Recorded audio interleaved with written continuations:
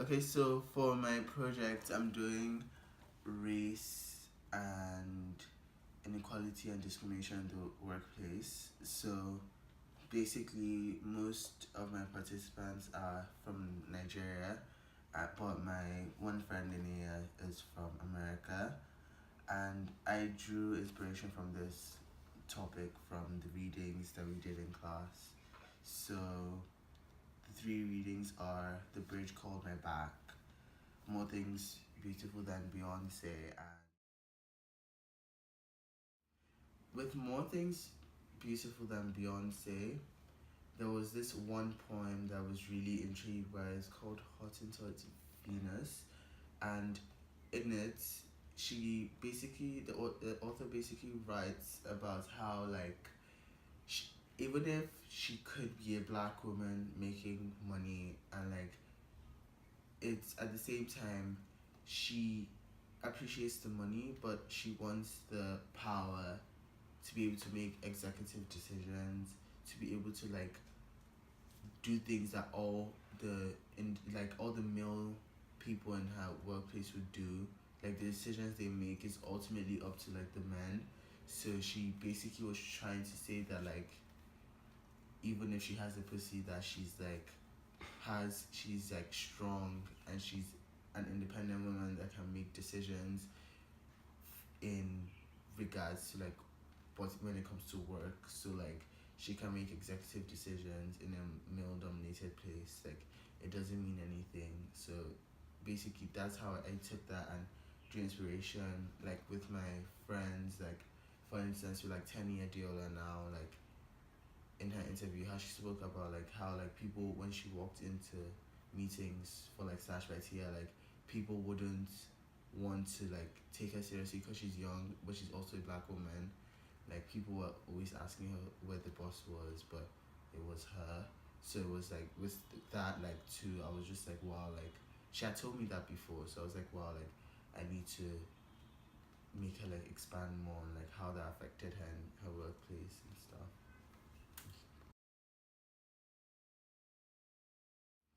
With More Things Beautiful Than Beyonce, there was this one poem that was really intrigued by. It's called Hottentot Venus, and in it, the author basically writes about how she, even if she could be a black woman making money, and it's at the same time she appreciates the money, but she wants the power to be able to make executive decisions, to be able to do things that all the male people in her workplace would do.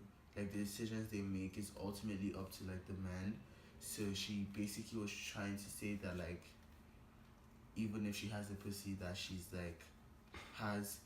strong, and she's an independent woman that can make decisions in regards to but when it comes to work. So she can make executive decisions in a male dominated place. It doesn't mean anything. So basically that's how I took that and drew inspiration with my friends. For instance, with Tenny Adiola now, in her interview, how she spoke about how people, when she walked into meetings for Slash by Tia, people wouldn't want to take her seriously because she's young, but she's also a black woman. People were always asking her where the boss was, but it was her. So it was with that too, I was just wow, she had told me that before, so I was wow, I need to make her expand more on how that affected her in her workplace and stuff. Hi, my name's Tenny. I'm 21. I'm from Nigeria. I'm a student at the New School and I'm a designer. Hi, I'm Anaya Joshua. I'm from Pennsylvania and I go to Parsons. I'm 18 years old. And I'm 20 years old and I'm a junior at the University of Maryland. My name is Ibuko and I'm 19 and I go to the London School of Economics.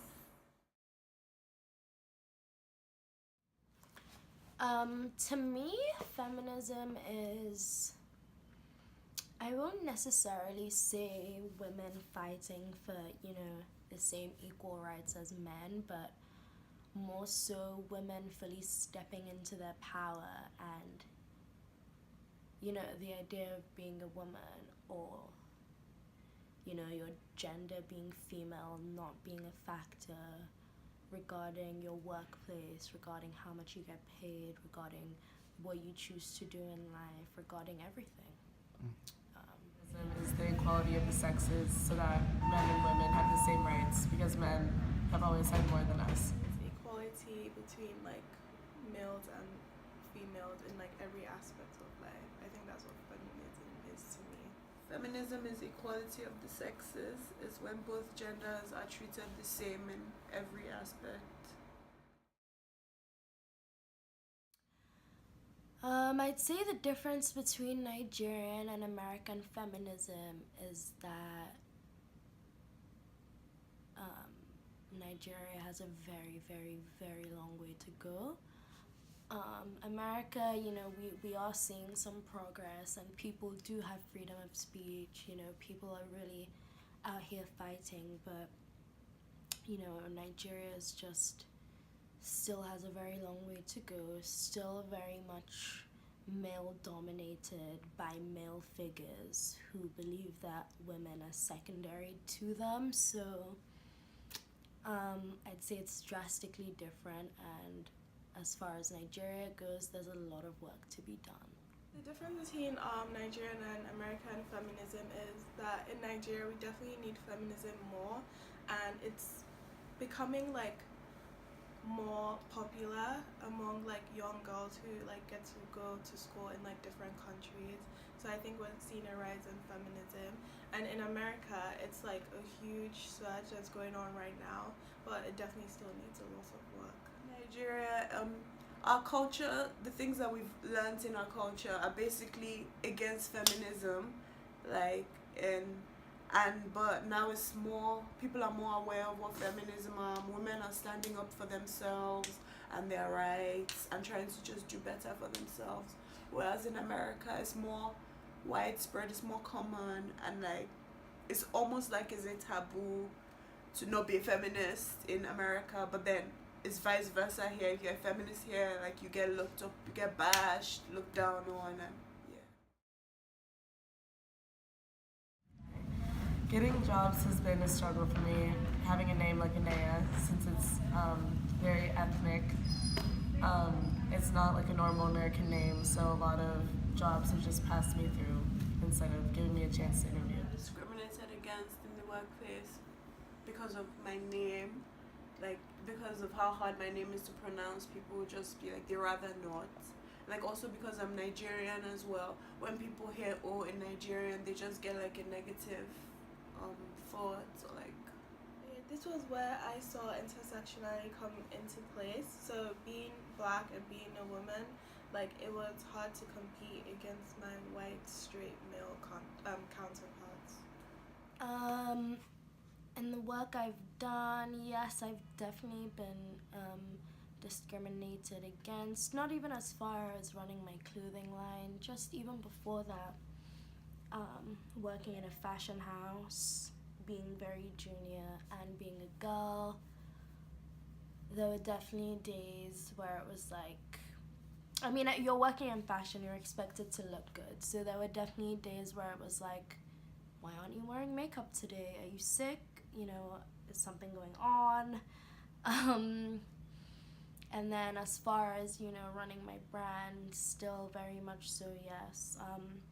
Not only am I a female, I am a female of color, and I am also still very young. So sometimes I walk into places or I walk into a meeting and they're kind of like, well, like, where's the boss? Like, who's the boss? And I'm like, it's still me. Yeah.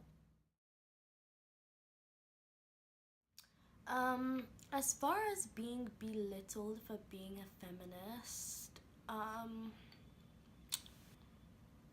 I feel like I'm so, you know, confident and steadfast in my ways that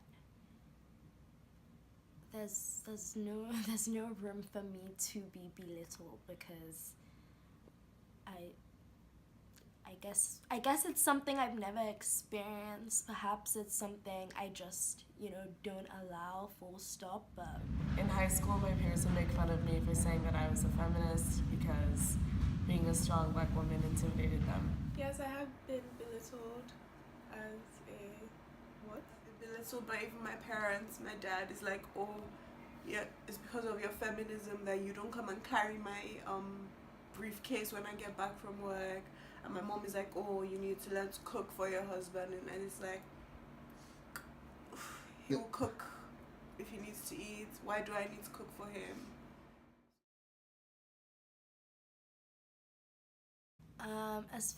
As far as helping the movement goes, I'm definitely bent on building a sort of establishment where I am able to hire women, not just women of color, women who have skills and are very intelligent but are restrained by circumstance.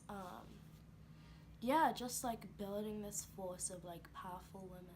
I go for marches, I go for events that make people more aware about feminism.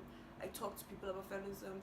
I try and explain what feminism really is about to Nigerians who are so like blinded by the culture.